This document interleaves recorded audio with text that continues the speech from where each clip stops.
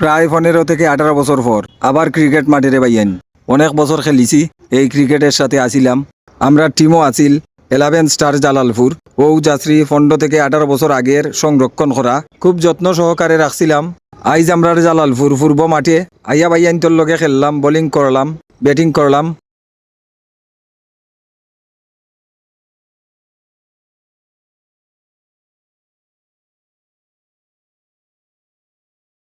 অবশ্য অলরাউন্ডারও আসলাম, খেলিছি, বালাও খেলিছি যতটুকু খেলি।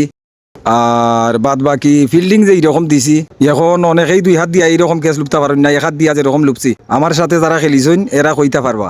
এরা ভাই বন্ধুরা অনেকেই প্রবাসে গেছেন কি, এখন বাতি যাই নাচইন, ভাই আইনো আসইন। আমার সেই যাত্রীটাও আছে। আর অনেক স্মৃতি কইতে একটা ভিডিও করিলাই, আপনারা দাঁড়ে নাই দিলাই ভিডিওটা। আর হওয়ার মতো কোনটা নাই, আমরা খেলতাম সময়ও ক্রিকেটের মাঝে দুর্নীতি আঁকতাকিও ইয়ার এখন প্রকাশে আইলো আর কি।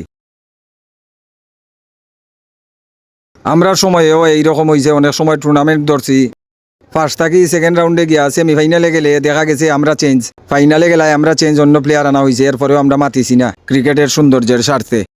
আর বর্তমানে যে বিষয়টা বাংলাদেশ টি20 বিশ্বকাপ, ভারত যাবে না বাংলাদেশ বলছে, বিসিবির অনর অবস্থান না যাওয়াটাই বালা।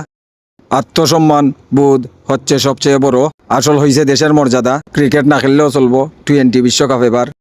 আর দেশের প্রতি ভালোবাসা থাকতে হইব সকলের, ওটাই হয়েছে বড় জিনিস।